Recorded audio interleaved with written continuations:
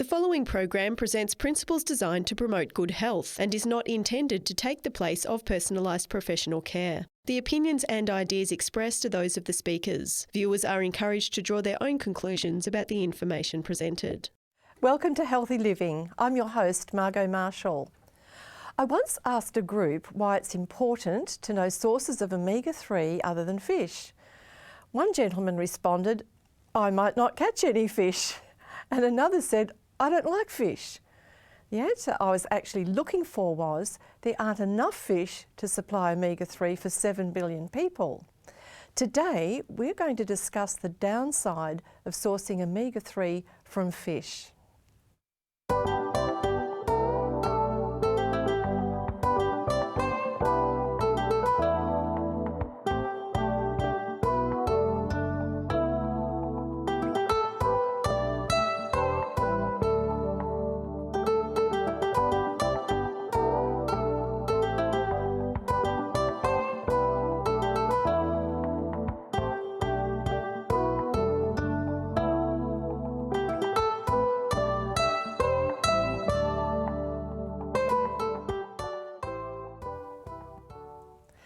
Omega-3 is an essential fatty acid.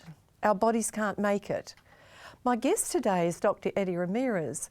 Welcome, Eddie. Thank you. First of all, why do we need omega-3?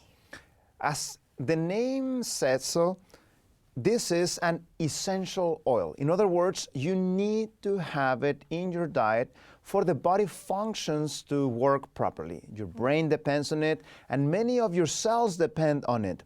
There are some substances that omega-3 helps to remove, and there are many studies that show the benefit of the omega-3, such as helping avoid atherosclerosis, such as help decrease arrhythmias, such as reduce the stickiness of your platelets that could end up giving you a serious problem such as stroke or a heart attack. And also there are many autoimmune diseases that respond very well with omega-3. That's a bunch of very good reasons to make sure that we have a good source of it and a good supply of it. Your brain, your heart, your autoimmune, doesn't leave much, does it? And it's interesting how we have been conditioned to think in a certain way. Whenever somebody hears the word omega-3, what do they automatically think? Always fish. That's Ask right. any group and you get a chorus of fish. And it seems to be the only thing that people really know. That's right. And we don't realize that there are many other healthy sources, we will see those in a minute, of this omega-3 that is accessible, that is cost-effective, and that it has those beneficial effects to your health. And you know, I've been involved in lots of research projects. Just last year, I submitted for publication 31 studies. 31? 31. 31 in 1 year. Including one on fish. Okay. And it was a very well-designed study. We're talking about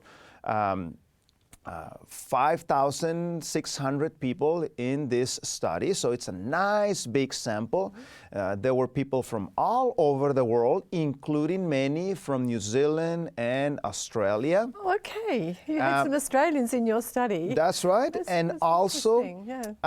We were also taking into account different religions, different ages. It was a nice and diverse studies. The way people were cooking their fish was varied. Some of them like it raw, some of them like it cooked, and so forth. And we can see that study in the screen. This study was presented in a very important meeting of pharmacological related things. And the reason why they were interested is because this was related to toxins. And we found in this study how eating fish had a very negative effect on mental health, which is interesting, isn't it? Well, that's interesting because it's meant, the omega-3 in fish is you take it so that you can improve your brain health. That's right. And you're but we saying that actually eating found the opposite with our data. I did not manipulated my data or anything. This is what our raw data is showing. You could predict actually the level of depression by their intake. And see, this is the point. In the past, fish was an excellent food. In fact, even Jesus ate fish if you go and look in the Bible. It was actually not any fish. There were certain rules what type of fish that he was eating, which was the fish with scales and fins. You know, they had to have both at the same time.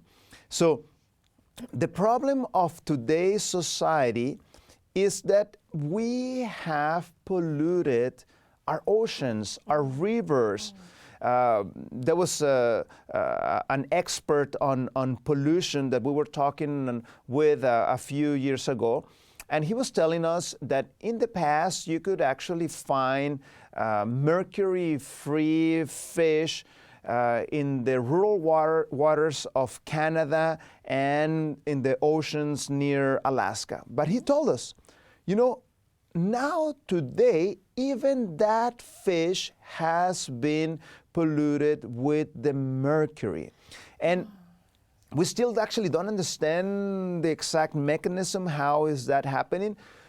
We are theorizing that it may be related to rains and so forth, as our world environment is getting so loaded with toxins. Even some of them are going via the rain and so forth.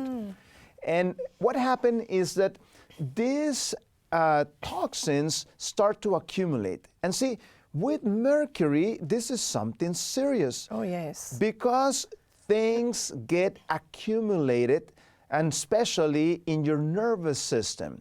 And mercury is something extremely toxic. So we theorize that the mechanism why we're seeing more depression among those fish eaters have to do with the fact that you may be eating small amounts of that mercury, but as you continue doing that, that mercury accumulates in your system and end up affecting your mental health. In fact, there's plenty of research that shows that when you get fish, any fish, every fish has mercury to a certain level. I'm co-authoring a book called Rethink Food together with Michael Greger. If you want to find some good information, detail about journals where this information comes from, I would invite you to search fish and Michael Greger. You will find some good sources there to inform you of real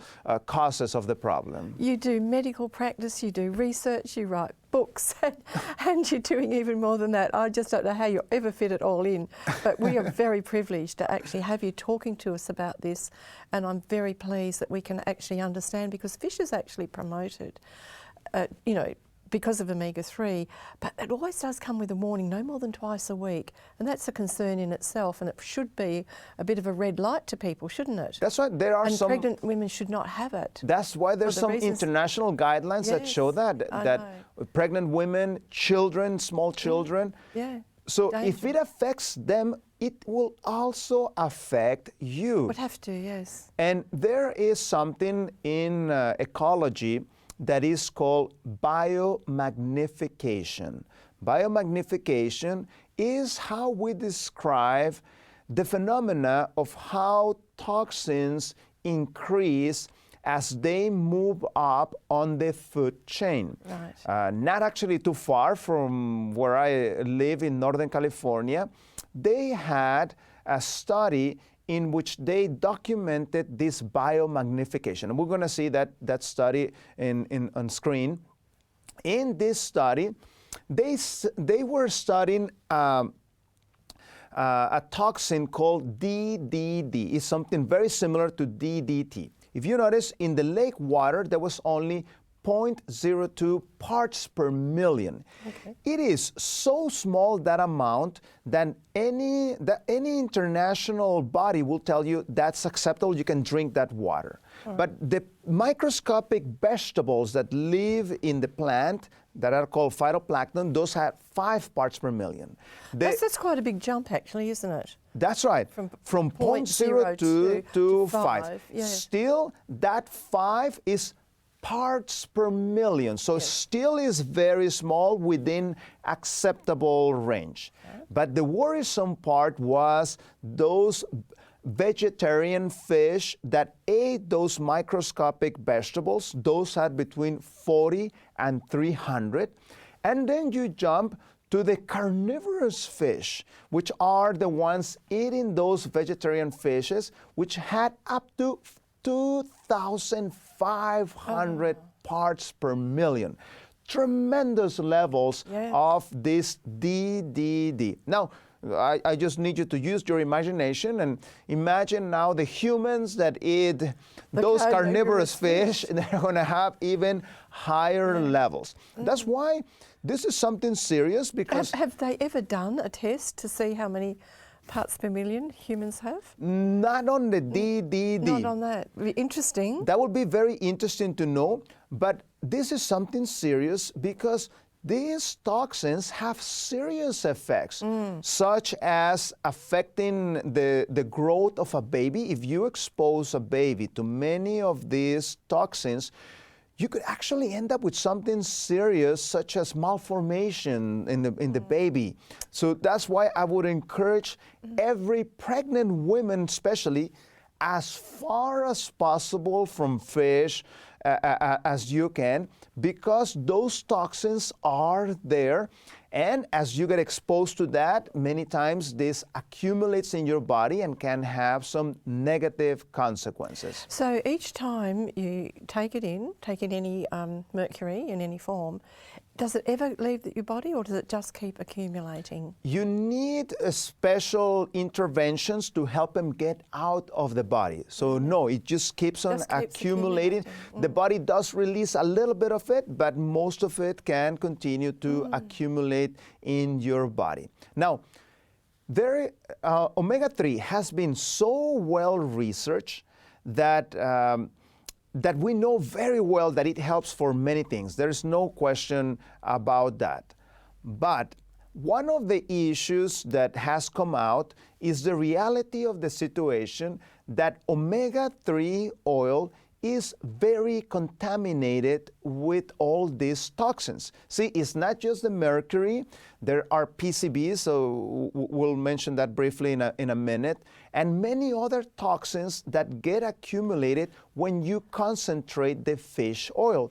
So the average fish oil that you buy in the market is loaded with these toxins. Now, so it's not just mercury we're talking about, but by the time you eat it as fish oil, it's worse. It is worse because it's concentrated. So things that may be in some moderate levels in the fish, now they are concentrated in the fish oil. So you cannot patent omega-3 per se because it's just a nutrient, you know. So a pharmaceutical company got the bright idea. They said, why don't we try to separate the toxins from the fish oil, and then we can patent it, and then we can sell it for lowering cholesterol or many other medical conditions. So they went ahead and did that. And that actually patented version of omega-3 oil is actually available here also in Australia. It's available around the world. But see, when the pharmaceutical representative came to us to talk about it, we asked him, you know, okay, you're saying that you're removing toxins. How much toxins are you actually removing? And it was one of those questions that the pharmaceutical agent couldn't answer to us. And they said, well, you know, I actually don't know this answer. Why don't you write directly to the company and they'll give you the answer? So we went ahead and did a letter and wrote them, and they actually answered to us. And you know what they said? They said, you know, it is actually impossible to remove all the toxins from the omega-3 oil. There is still some toxins present, but it is less than the average fish oil. So as you can see, this is a reality, and we're not making these stories to make you afraid. We're just showing you the facts. We need to know. I mean, we really do need to have that information. And I mean, if people still want to eat it or drink it, they can do it, but at least we should know. It wouldn't be honest from me having this knowledge and not tell you. See, I travel very much. I've done, just recently I was in Iceland enjoying the beautiful hot springs there. They're fantastic. If you ever had a chance, go there. They are absolutely fabulous, those hot springs there in Iceland. And near Iceland, there was a fascinating research that was done. There are some islands that are north of the UK that are called the Faroe Islands. Nice. Yeah. And scientists there started to realize that the IQ of the children living in those islands was starting to decrease. And they were very puzzled, why these children are decreasing. Faroe Islands today is a prosperous country, just like Australia, they try to keep their oceans clean and so forth. It's not like a developing country that you go and you see, all the pollutants being thrown to the ocean and so forth. They're careful to maintain their oceans clean and so forth. So scientists started to test the food that these people were eating because they thought maybe this is related to something they are eating. And sure enough, they realized that their intake, especially of mercury, but other toxins, was very high due to their high consumption of food products. Fish products, that's right. So fish, and also they eat whale there. One of the few places where they kill whales. They have not signed that agreement that you shouldn't kill whales. But anyhow, they started to have that link and realize that the problem lay in that. As they were eating these sea products, that was affecting their children. There's a very good documentary. So the IQ was actually noticeably down. The IQ was coming down. We have to work out what this is. It was enough to really get attention. This was a public health crisis, you know. Do you have a sort of a figure on that? So what I recommend you is to view the documentary. 10 points, 15 points down than the normal. It was the down. Oh, so that's a lot, isn't it? you can watch a documentary if you Google the words Frontline, which is a non-profit government organization in America, and Faroe Islands and Mercury. Google those three words, Frontline, Faroe Islands, and Mercury. You will see the details of the study. And Faroe Island is spelled F-A-R-O-E? That's right. F-A-R-O-E, yes. That's the way that you spell. So this is a big problem. Why expose your children to this type of problems? And also, what you were mentioning in the beginning is a very valid point. See, we are depleting our fish stocks around the world. As the method of fishing have improved, we are creating an ecological disaster. See, when you go to places like Africa and you see the people there with the little boat and a little net catching fish, those people are never going to cause a global crisis. No. But when you have this industrial-sized boat in which they throw these huge nets and pick up absolutely everything that is in their midst, this starts to have a huge negative effects in the reserves of fish in the world. In fact, there was a big crisis some years ago in Canada, in which they overfish and people have to change the location where they're living. There was just not enough fish to keep up with the, to be able to provide for the fishermen and so forth. And also, today, in many places, they are raising fish in an artificial fashion in which they have them in one enclosed area, and the fish starts to grow, and they feed them, and so forth. Well, studies show that that is actually worse for the environment than the fish that are running around wild. How the does that reason work? why How does is that because in order to feed those fish, you need to fish other fish. Oh. So not because you are eating farm salmon and this type of foods, you are making a huge impact at the level of the ecology when you choose to use that. Plus, because those animals are living so close together, their risk of disease increases, so they have to throw antibiotics and different things, and you are being exposed to these things. There's a fabulous documentary. If you want to see the details. That's incredible. We know they feed antibiotics to land animals, but yes, feeding them to fish, it's like, so what else? The name of the documentary is called End of the Line. I would highly encourage you, if you're interested in this topic, showing the details of this overfishing around the world and the kind of global crisis that we're facing. Time magazine put it among the list, the group of creature that is in the most danger of being extinguished are fish in general. That's the number one. And when you are doing these choices in your food, to a certain level, you are actually have some responsibility with this crisis. Well, I think you've fairly well convinced us that fish is really something to be very concerned about. Omega-3 is something to be very concerned about too. We must have it, and we must have it in our diet because our bodies don't make it. So what are we going to do?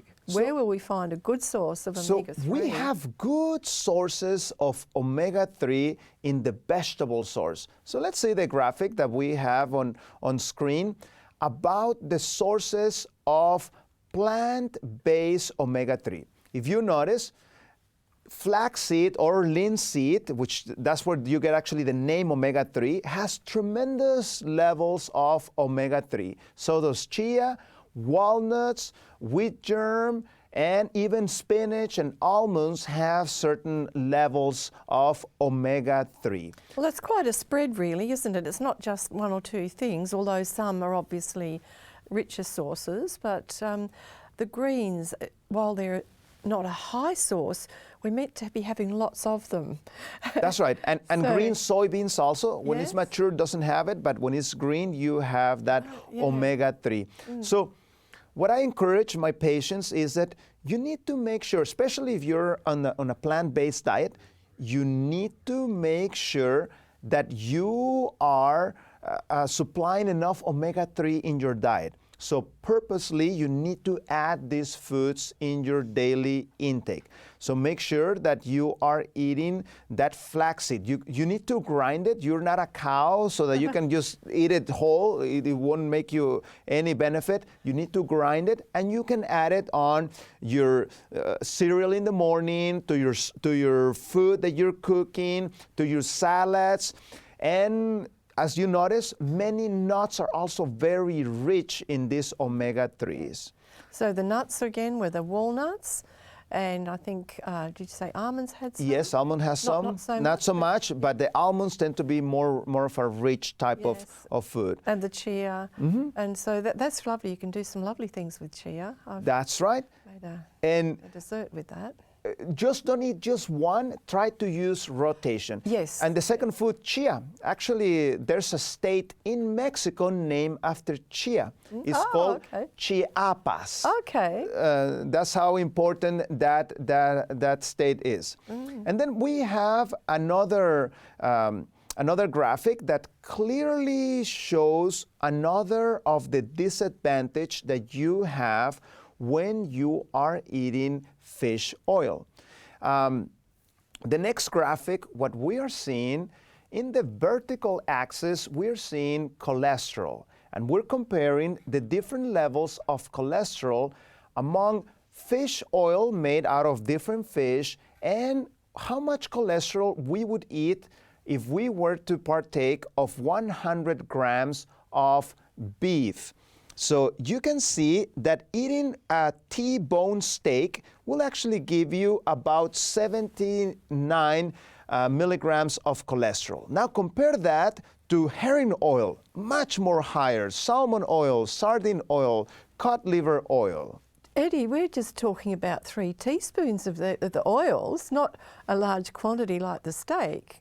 Just that's 15 grams, it's only 3 teaspoons. So very and it's got concentrated. more cholesterol than a T-bone steak. That's huge. So yes, these are the implications of partaking of this fish oil. So especially people that have heart issues and so forth, this wouldn't be the best advice for them to eat these types of foods in order to provide that omega-3. That's an understatement, not the best advice. I mean, it's really a big concern, really big concern. And you know, there was a fabulous study that showed that some pesticides are actually found on the tissues of breast cancer patients. And you know, breast cancer is not a rare cancer in Australia. No. It's a big killer and unfortunately something very common. So we still actually don't understand the mechanics and so forth, but we theorize that the exposure of toxins via fish consumption may play an important role in that increase of breast cancer. That's really such an awful thing to hear. I mean, it is. It's a tragic thing when people get that. And also, not only that, there's also cancer related to the fish. See, we've been studying this for the last 50 years. There was a published paper that came out.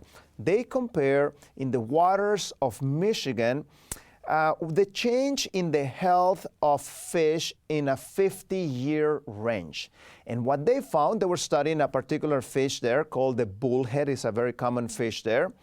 They found that compared to 50 years ago, now 30% of the bullhead that they capture in that lake of Michigan actually has liver cancer.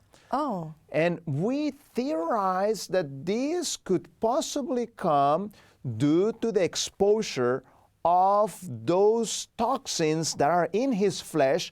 They end up affecting the health, and the fish also end up developing this type of problem. You've listed a lot of things there, a lot of concerns about sourcing omega-3 from fish or just eating fish. Let's just summarise those. First of all, it's high in mercury. That's right. What else did you say? And we also have the exposure to DDD. Yes. You also have exposure to toxins that affect the development of a baby or a pregnant woman. It also can affect negatively the IQ of children. It is a product high in cholesterol. It is a product, the fish oil especially, very high in toxins. And we know from studies that PCBs that come specifically from fish decrease and damage the sperm in males. All of those big concerns, good reasons to look at the plant sources that the good Lord placed in a good number of things in nature, and I think that's a really good way to go. Look, some of the things that we in today's presentation might have surprised you, but we trust that they'll benefit you. And if you'd like to watch our programs on demand, just go to our website, that's at 3abnaustralia.org.au, click on the watch button, and we look forward to seeing you next time. Thank you for joining us.